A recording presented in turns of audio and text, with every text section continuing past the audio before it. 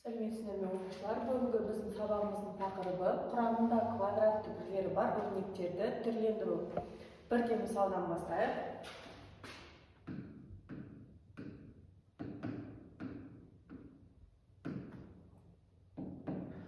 Бұл жерде бізде екі санның квадраттарының айырмасы болғандықтан біз оны жеке-жеке түбірге ала алмаймыз. Сондықтан біз не істейміз? Қысқаша көбейту формулаларын пайдаланамыз. Бізде а квадрат минус б квадрат деген қысқаша көбейту формуласы бар. Яғни ол а минус б көбейтілген а плюс б-ні бізге береді. Демек бізде а-ның орнында 13, б-ның орнында 12. 13 азайту 12 көбейтілген 13 қосылған 12. Осының барлығы түбірдің астында. 13-тен 12-ні азайтамыз, бізге 1-ді береді. 13-ке қосамыз 12-ні 25-ті береді. Демек 1-ді көбейтеміз 25-ке. 25. 25-ті түбірден шығаратын болсақ, ол бізде 5-ке тең. Келесі мысал.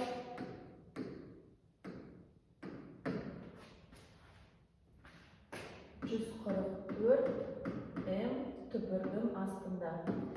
Арасында көбейту болғандықтан біз оны жеке-жеке түбірдің астына аламыз. 144-ті және m-ді.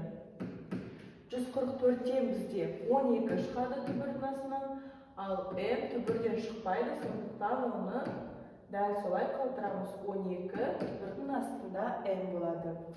Келесі мысал.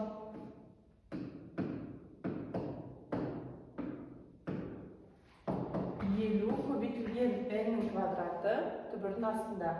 Жеке-жеке түбірдің астына аламыз. 50 және n-ның квадраты. 50 бізде өздігінен түбірден шықпайды, сондықтан біз оны жіктеп қоямыз. Яғни бізде 50 ол 25 көбейту 2-ні береді, көбейтіндісі. Демек жазамыз 25 көбейту 2 және n-ның квадраты. Бұл жерде бізде 25 түбірден шығады, 5 болып 2 түбірден шықпайды. Демек 25-ті түбірден шығарып қоямыз, 5, 2-ні түбірдің астында қалдырамыз. n-ның квадраты қасиеті бойынша бізде квадрат пен түбір қысқарады, сонда тек қана n қалады. 5n түбір асты 2. Келесі мысал. Ең алдымен осы мысалда біз не істейміз? Ортақ көбейткішті жақшаның ішіндегі ә біреуіне көбейтіп шығамыз. Түбірдің астындағы сан тек қана түбірдің астындағы санға көбейтіледі. Яғни біз түбір асты 3-ті 2-ге көбейте алмаймыз, өйткені 2 бізде түбірдің астында емес. Демек біз оны қалай көбейтеміз? Жазамыз 2 көбейту 27-ні 3-ке көбейтеміз. Яғни түбірдің астындағы сан түбірдің астындағы санға көбейтіледі. Ары қарай мына жердегі минус түбір асты 3-ті көбейтеміз, түбір асты 12-ге. Ары қарай азайтамыз, түбір асты 75-ті. Көбейтіп аламыз. 2 өзі қалады. 27-ні көбейтеміз 3-ке. Ол бізде 81-ді береді. Түбір астындағы 81-ді. Азайтамыз. 3-ті көбейтеміз 12-ге. Ол бізде түбірдің астындағы 36. Азайтамыз. Түбір асты 75. Енді келесі мақсатымыз ол түбірдің астындағы сандарды шығару. 81. Ол бізде түбірден шығады 9 болып. 36. Ол да түбірден шығады. Ал 75 бізде өздігінен түбірден шықпайды. Демек біз оны көбейткіштерге жүктейміз. 75 бізде қандай сандардың көбейтіндісі? Ол 25 және 3-дің көбейтіндісі. Осыны жазып аламыз. 2 көбейту 81, азайту түбір асты 36, азайту 75-ті 25 көбейту 3 деп жазамын. Өйткені 75 түбірден шықпайды.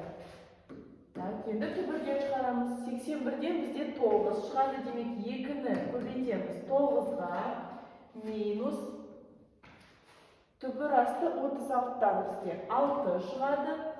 Және 25 көбейту 3. 25-тен бізде 5 шығады. ал 3 түбірден шықпайды. Демек, оны түбірдің астында қалдырамыз.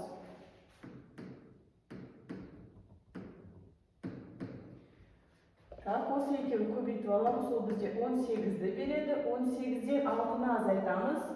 12 минус 5 түбір асты 3.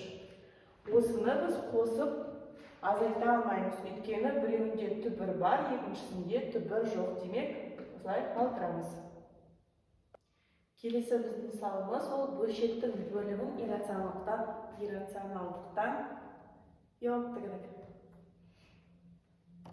Келесі біздің мысалымыз бөлшектің бөлімін иррационалдықтан босату. Ол үшін біз не істейміз? Бөлшектің бөлімінде алымында бөлшектің бөліміне бірақ қарама-қарсы тамамен көбейтеміз. Демек, 4-ті көбейтеміз. Түбір асты 11 қосылған түбір асты 7. Бөлімінде дәл солай түбір асты 11 азайтылған түбір асты 7. Көбейтеміз. Түбір астында 11 қосылған түбірдің астында 7. Енді бөлшектің бөліміне назар аударатын болсақ, ол бізде қысқаша көбейту формуласына беріп тұр. Яғни А минус Б көбейтілген А плюс Б. Ол бізде қандай формула? Яғни екі өрнектің квадраттарының айырмасы формуласын береді. Демек, біз бөліміне не жаза аламыз? А квадрат Аның орнында бізде түбір асты 11. Азайтамыз формула бойынша Б-ның квадраты Б-ның орнында бізде түбір асты 7. Демек, түбір асты 7-ның квадраты. Алымы өзгеріссіз қалады.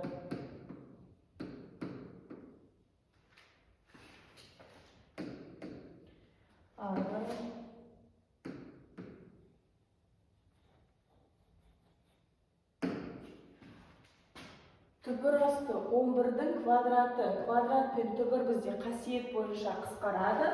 Сонда тек қана 11 қалады. Азайту. Квадрат пен түбір қысқарады. Тек қана 7-ның өзі қалады. Алымы дәл солай өзгеріссіз.